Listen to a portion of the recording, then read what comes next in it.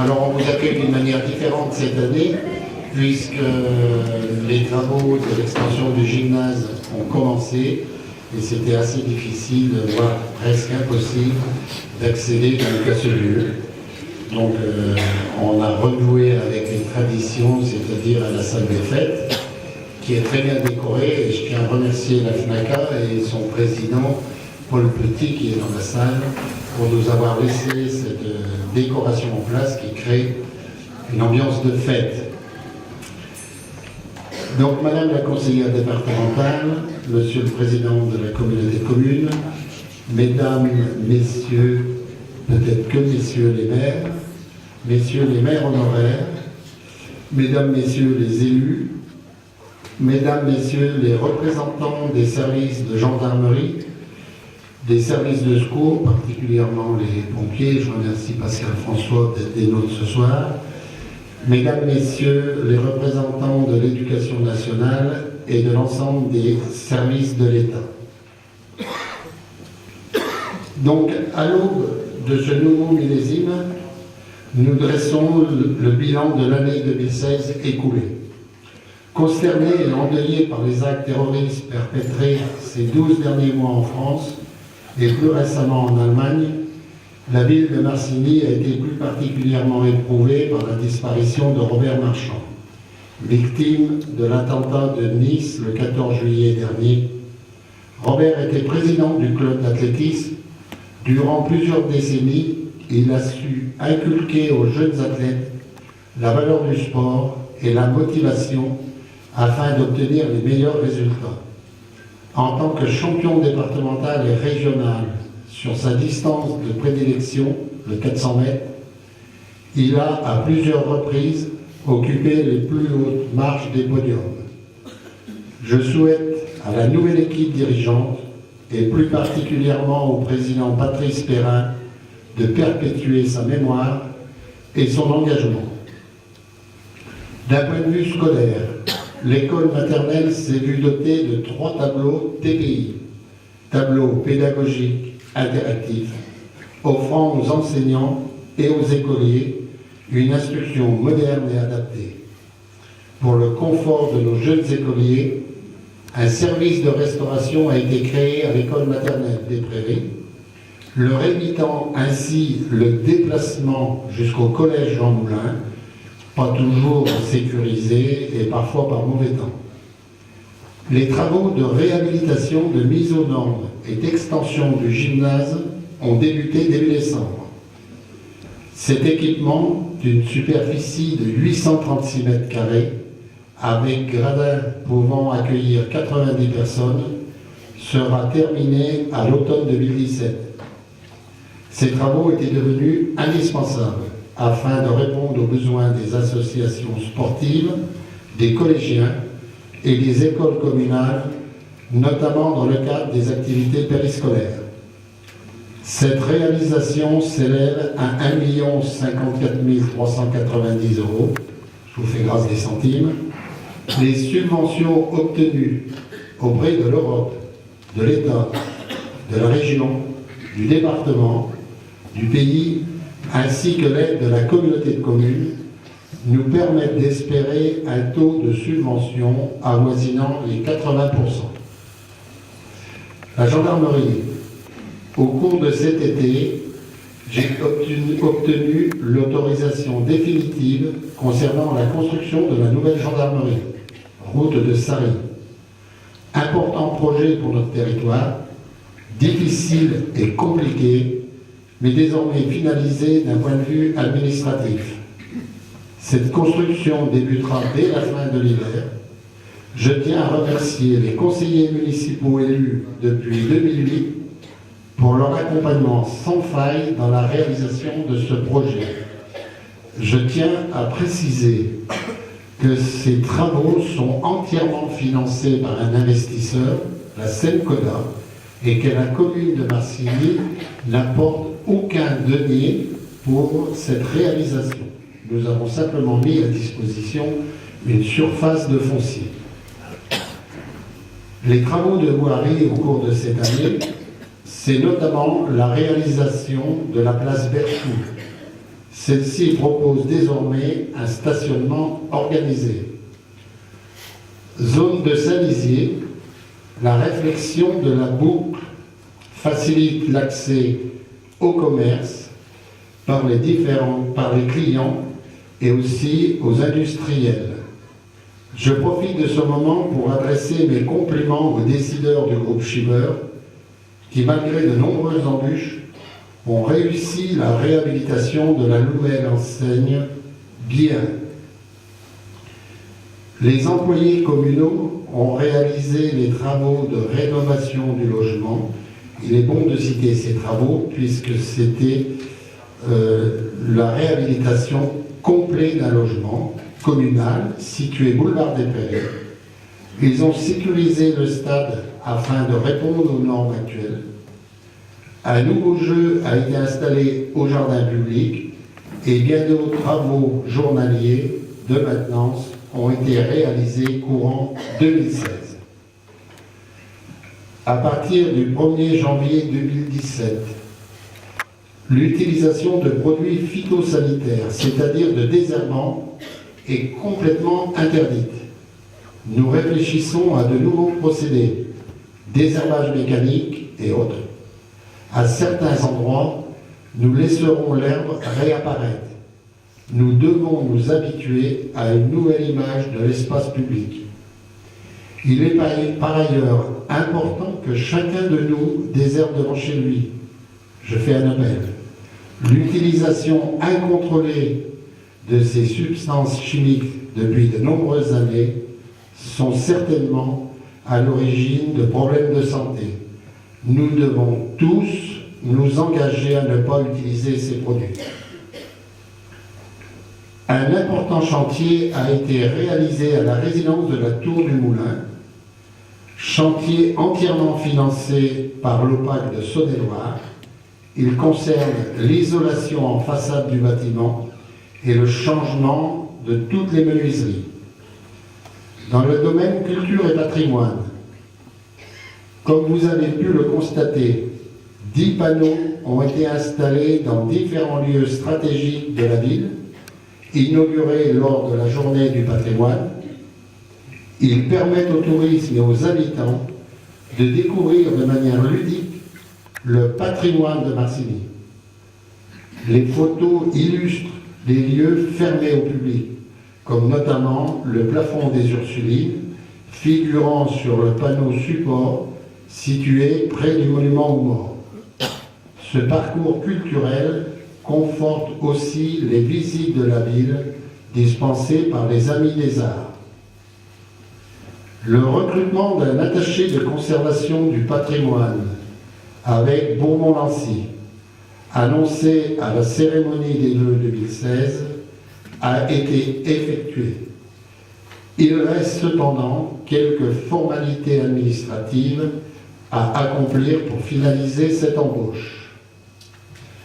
Dans le domaine de la santé, suite à un échange avec le sénateur Jérôme Durin, j'ai rencontré, accompagné de Jean-Claude Ducal, le directeur de l'Agence régionale de santé.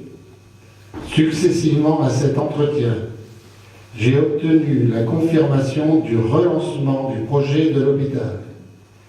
2017 devrait et doit être consacré à la préparation administrative de cette construction, allant, je l'espère, au cours de cette année, jusqu'au choix d'un architecte. Nous sommes et nous resterons vigilants quant à l'aboutissement de ce dossier. Fruit de son travail, de son dynamisme et de sa volonté d'entreprendre, l'ASCOP Prodinov, en zone industrielle Saint-Lizier, que nous avons accompagné lors de son installation, est devenue propriétaire des locaux cette fin d'année, qu'elle occupe actuellement. En effet, j'ai signé la vente de ce bien. Nous nous félicitons et nous félicitons cette entreprise et sommes fiers d'avoir contribué à sa réussite et à l'aboutissement de cette acquisition. Nous nous réjouissons de la prospérité de leur activité économique. Pour poursuivre, et dans le domaine sportif, l'honneur revient aux jeunes adhérents du club de volley de l'Union sportive du collège, Jean Moulin. En effet, entraînés par Éric Piat, ils sont devenus champions de France de volley en s'imposant en finale contre la ville d'Amiens. Félicitations aux jeunes sportifs pour ce palmarès, ainsi qu'à leur entraîneur. Ils ont su porter les couleurs de Marcilly sur la plus haute marche nationale. 2 livrets qui vous ont été distribués à l'entrée, mettant en évidence nos associations, l'un destiné aux activités culturelles et l'autre aux activités sportives, ont été édités à la suite d'un important travail d'information et de recherche auprès de chaque président. Ces 2 ouvrages mettent en évidence la diversité des activités proposées sur notre commune, tout en suscitant l'envie d'y participer. Ces exemplaires ont été distribués dans les mairies du territoire, ainsi que dans des lieux professionnels et d'hébergement, et aussi à l'occasion du Forum des associations en septembre dernier. Je souhaite dresser le bilan des manifestations qui ont contribué à animer notre ville au cours de cette année 2016. Si les rencontres Marcinéma et la foire gastronomique autour de la dinde sont les incontournables de chaque année, il faut noter le succès d'autres événements tels que les 10 ans du Centre d'art contemporain Frank Popper, la venue le 22 septembre 2016 des petits chanteurs à la Croix de Bois. 500 personnes ont assisté à leur concert à l'église Saint-Nicolas en présence de Monseigneur Rivière. La Biennale d'art contemporain, réunissant 25 artistes sur 5 semaines, a offert à un large public, 12 000 visites, érudits ou non, une exposition de qualité rivalisant avec de grandes expositions nationales. Les cérémonies organisées à l'occasion des 40 ans d'amitié entre Frenchheim et Marcilly, nous avons en effet reçu le 23 juillet dernier nos amis allemands, accompagnés par le maire de la ville, M. Matthias Weber, ainsi que le grand-maire, M. Jürgen Oberholz. Je tiens à souligner la participation de l'antenne animation et de Brionnais Découverte pour la réalisation des 2 tags à l'entrée du cinéma Box. Nous avons profité de l'instant pour inaugurer Place Reverchon la stèle représentant la charte du jumelage signée le 2 mai 1975 par messieurs Desclas et Bibinger, maires respectifs de Marcilly et de Frenchheim. Nous nous devons de pérenniser l'amitié qui lie nos 2 peuples, liens et sentiments qui ont toute leur importance au lendemain des événements tragiques qui meurtrisent nos pays, traduisant une certaine fragilité de la paix internationale. Je remercie au nom de tous les Marcignots le sculpteur Strasser qui a fait don de la sculpture intitulée « Liberté ». Exposée lors de la Biennale 2016, au cours de laquelle l'Allemagne était invitée d'honneur, sculpture empreinte de symboles par les motivations qui ont poussé l'artiste à réaliser une telle œuvre, par son intitulé « Liberté » et par l'hommage et la faveur rendue par M. Strasser en nous l'offrant. Ce geste représente également l'attachement de nos 2 peuples, l'affinité perpétuelle de 2 populations fondée sur une bienveillance et une générosité réciproque. M. Strasser, sculpteur, a écrit lui-même un texte que je laisse à Elisa le soin de lire et qui ne peut nous laisser indifférents. Marcigny. J'apprécie son ambiance et les habitants avenants et chaleureux. En raison de la situation difficile en Europe, en particulier en ce qui concerne la France et l'Allemagne, il me semble important que nous soyons encore plus solidaires. Ceci concerne en particulier les libertés. À l'école, on nous a appris une revendication de premier ordre de la Révolution française, la liberté pour chaque citoyen. C'est l'exemple qui fut suivi presque dans toute l'Europe et qui devint un acquis essentiel pour nous humains. C'est pourquoi il m'importe que la sculpture Liberté trouve une place à Marcigny.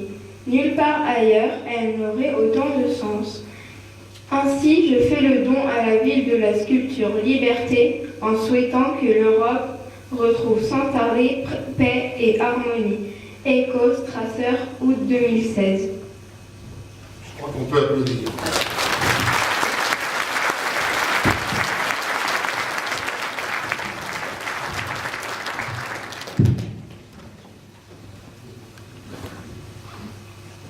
Avant de débuter les projets 2017, vous voyez, quand on change de lieu, on fait des erreurs. C'est pas trop tard pour rectifier. J'ai à vous présenter des excuses. Des excuses de monsieur le sous-préfet de Charolles, de madame Édith Lugnot, députée de Saône-et-Loire et représentée ici en tant que municipalité par monsieur Guy Raymond, du président du conseil général, du conseil départemental de Saône-et-Loire, monsieur Akari, du président du pays charolais-brionnais, monsieur Nem, de Valérie Girard, notre conseillère retenue par la grille, de Jacques-Henri, qui n'est pas sur notre territoire pour l'instant, de monsieur Michel Mathias, maire de Céron, et de madame Bailly, maire de Chenet. Donc je vous demande de les excuser, et je m'excuse de ne pas les avoir excusés. Pour ce qui est des projets 2017, dans le domaine de la santé, nous devons aujourd'hui nous interroger sur l'offre proposée sur notre territoire pour les prochaines années.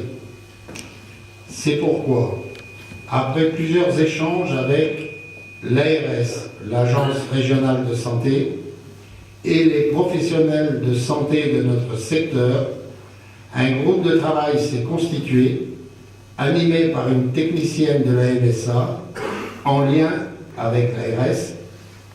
Ces professionnels se retrouveront dès janvier afin de proposer une nouvelle organisation confortant l'offre de santé actuelle de notre territoire. Dans le domaine scolaire, si la création d'un espace repas à l'école maternelle des Prairies a nécessité un nouvel aménagement des locaux, l'école élémentaire Lucie Aubrac devra, elle, être réhabilitée.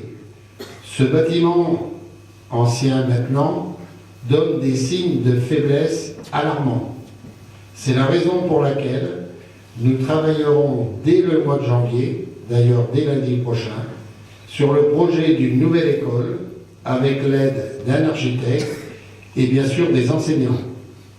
Il est important de signaler que nous sommes dans la réponse du DAZEN, le directeur d'Académie des services de l'éducation nationale, suite à une demande que j'ai formulée pour l'ouverture d'une 5e classe.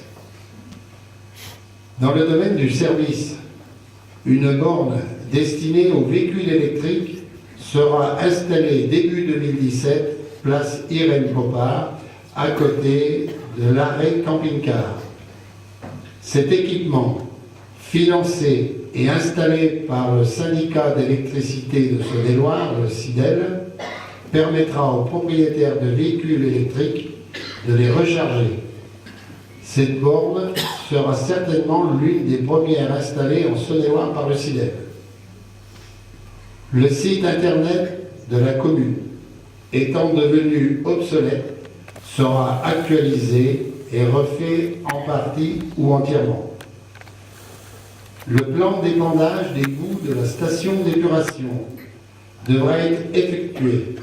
Notre schéma directeur, définissant les orientations sur 10 ans relatifs au fonctionnement du réseau d'eau usée et pluviale, arrive à terme.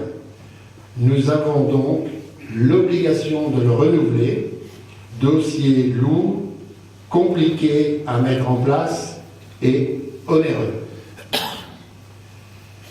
Pour ce qui est du commerce, on note la cessation d'activité d'une de nos commerçantes, Madame Chervier, qui, après 65 ans d'activité professionnelle dans le milieu de la bijouterie et 30 années de vie associative au club de basket, a souhaité prendre sa retraite. Nous lui souhaitons donc une retraite bien méritée. Cette année 2016 a malheureusement été marquée par des disparitions qui ont affecté la vie professionnelle ou associative de notre commune. Nous déplorons le départ de Robert Marchand, président du club athlétisme, de Nicole Capiès, qui a beaucoup œuvré dans la vie associative de la chorale de Marcilly, de Gaby Mermet, élu et bénévole serviable et dévoué. Il était toujours disponible pour les besoins des mairies, de notre canton, de la communauté de communes, de nos églises et de la paroisse Saint-Hugues. De Mademoiselle Place, notre perceptrice, elle veillait au suivi de la comptabilité de nos communes, toujours présente à nos manifestations, en particulier celles liées à l'Office de tourisme de Marcilly, SONUR, où elle occupait le poste de trésorière. J'ai une pensée particulière pour ces 4 familles, mais aussi pour toutes celles et ceux qui nous ont quittés au cours de cette année. Je tiens particulièrement à remercier le comité de jumelage et son président, Namik Bourboun, ainsi que l'association Regard sur l'Art, présidée par Claude Sénécaille, pour leur contribution lors des fêtes du 40e anniversaire et de la Biennale. Je remercie l'ensemble du conseil municipal et plus particulièrement mes 3 adjoints pour m'assister dans les fonctions que j'occupe. Je tiens à remercier l'ensemble du personnel administratif, les services techniques, espaces verts, les services du pays charolais-brionnais, des services de l'État, les services de la région, du département que nous sollicitons, mais aussi pour l'obtention des aides relatives aux travaux du gymnase.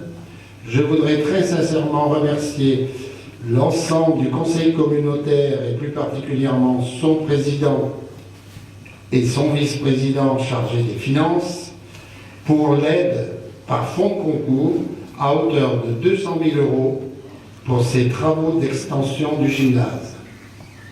Enfin, je tiens à exprimer ma gratitude auprès des services du SDIS et notamment auprès des pompiers bénévoles de notre commune, des services de la gendarmerie et de l'ensemble des services du département et du territoire.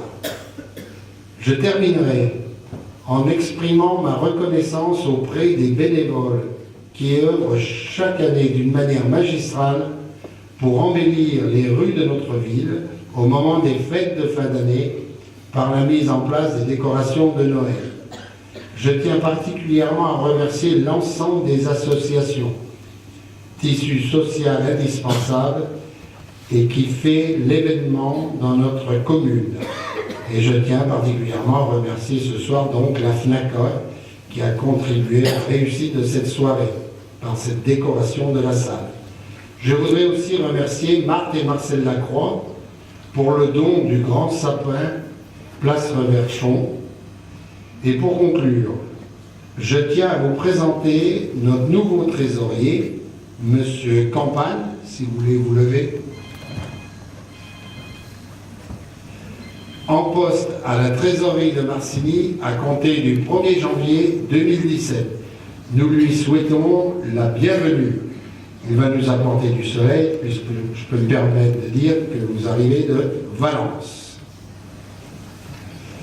Pour cette nouvelle année, je vous souhaite des joies simples, de belles perspectives et des horizons infinis. Je formule le vœu qu'en 2017, chacun d'entre vous puisse vivre des moments de joie et de fraternité. Le conseil municipal se joint à moi pour vous adresser nos vœux les plus sincères pour 2017. Nous vous souhaitons une année pleine de bonheur, d'espoir et de tolérance. Très bonne année 2017 à toutes et à tous.